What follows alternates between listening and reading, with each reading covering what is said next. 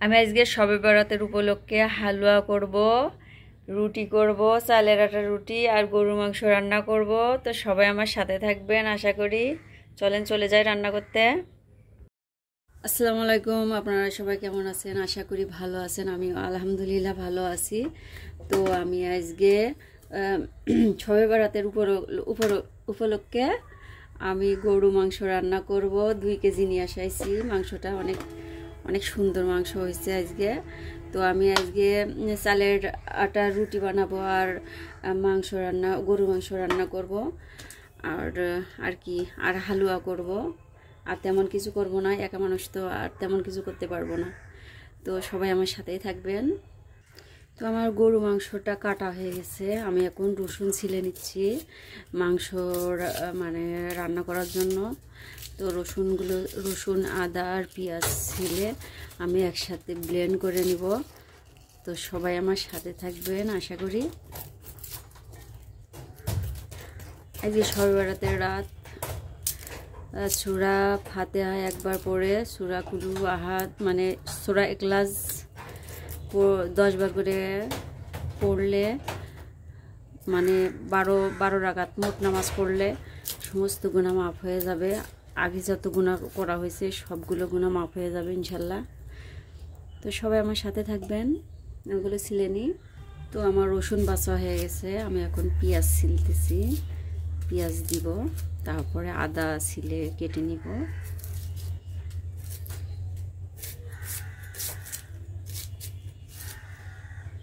একটু মোটা মোটা করে নিচ্ছি। এখন আমি আদাটা ছিলে কেটে নিব।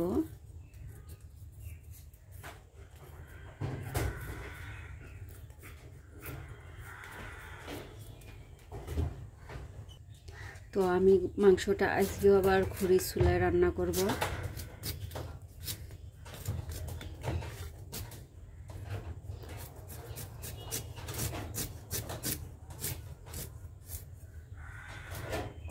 তো আমি এখানে কিছুটা আলু দিব, আলু ছিলে কেটে নিব একবারে।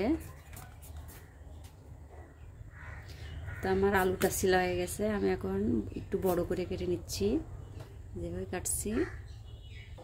তো আমি চুলোয় কড়াইটা তুলে দিচ্ছি। আমি সরিষার তেল দিয়ে দিচ্ছি পরিমাণ মতো।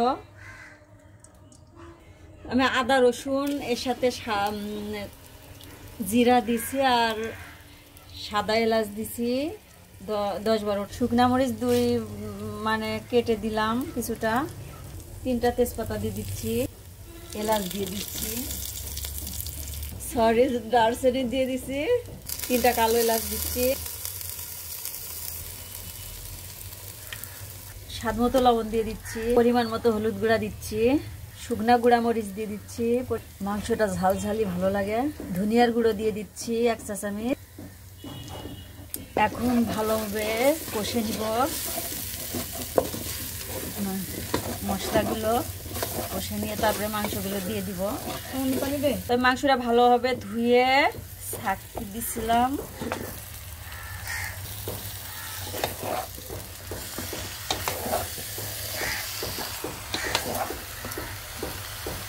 তো আমি এই মাংসটা ভালোভাবে কষে, এই মাংসের ভিতর দিয়ে অনেক পানি বের হয়, বিষ পানি। তো এটা আমি ভালোভাবে কষে নেব এই পানি দিয়ে। তারপরে যে পানি দেবো ঝোলের পানি।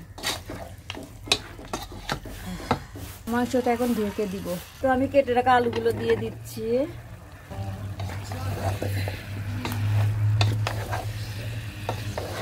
মাংস থেকে অনেক পানি বের হয়েছে। মাংসের পানি দিয়ে কষানো হয়ে যাবে, পরে ঝোলের পানি দিব। এখন ঢেকে দিই। আবার আমি এখন চালের আটা সিদ্ধ করব। তো আমি লবণ দিয়ে দিচ্ছি 1 চামচ। তো আমি আটা দিয়ে দিচ্ছি, চালের আটা। আমি সিদ্ধ করে নিচ্ছি, রুটি বানাবো এই জন্য। তো আমার আটা সিদ্ধটা হয়ে গেছে। একটু পরে আমি রুটি বানাবো। আমি এখানে আতপ চাল নিয়েছি। তো এটা আমি ব্লেন্ড করে নিছি, আদা সুজির মতন করে নিছি। এটা আমি ভেজে নিব। এটাও শবে বরাতের উপলক্ষে। আমি এগুলো ভালোভাবে হালকা লাল করে তারপর আমি এর ভিতরে ঘি দিয়ে আর একটু ভেজে নিব। আর এটা আমি পাটালি গুড় দিয়ে রান্না করব। তো আমার এটা লাল লাল হয়ে গেছে। আমি এখন ঘি দিয়ে দিব। ঘিটা জমে আছে, এটা ঘি দিয়ে ভালোভাবে ভেজে নিব। আবার আমি ঘি দিয়ে ভালোভাবে এটা আবার ভেজে নিব। ঘি দিয়ে মানে ইয়ে করলে অনেক টেস্টি হয়। আমি এখানে পানি দিব না, শুধু দুধ দিয়েই করব। তো আমি এখন দুধ দিয়ে দিচ্ছি, অল্প অল্প করে দিচ্ছি আর ইয়ে করে নিচ্ছি, তাছাড়া এটা গলা ধরে যাবে।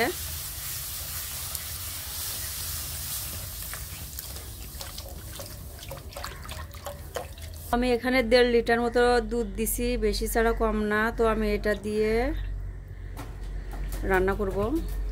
তো আমি এখানে অল্প একটু লবণ দিচ্ছি, আপনারা না চাইলে না দিয়ে না, আমার একটু দিই, আমি একটু দিই মিষ্টিটা গাঢ় হয় আর টেস্টি লাগে খেতে। আমি নারকেল কুড়া দিয়ে দিচ্ছি, আমি কিছুটা কিশমিশ দিয়ে দিচ্ছি। এখানে তেজপাতা, দারচিনি আর সাদা ফল দিয়ে দিচ্ছি। পাটালি গুড় দিয়ে দিচ্ছি, খেজুরের পাটালি গুড় দিয়ে দিচ্ছি, মোট 2টা দিছি। তো পাটালি গুড় দেওয়া হয়ে গেছে, এগুলো আস্তে আস্তে গলে যাবে। পাটালি গুড় দিয়ে করলে অনেক টেস্টি লাগে।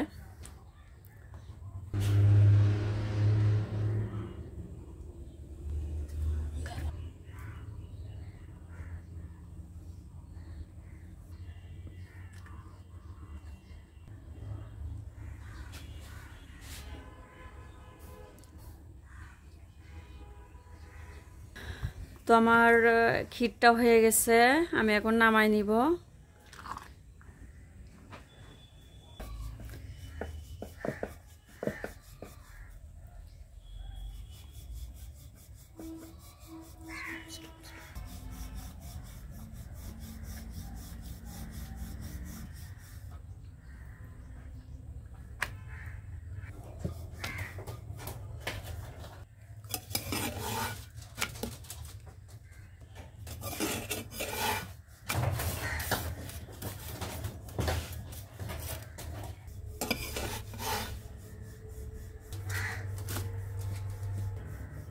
তো আমি কাজু বাদাম দিয়ে দিচ্ছি।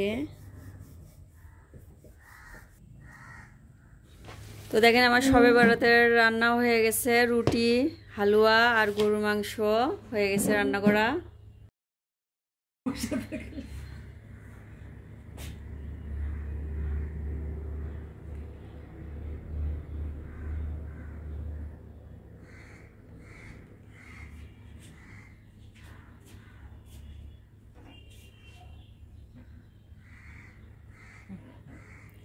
তো সবাই ভালো থাকবেন, সুস্থ থাকবেন। আসসালামু আলাইকুম, আল্লাহ হাফেজ।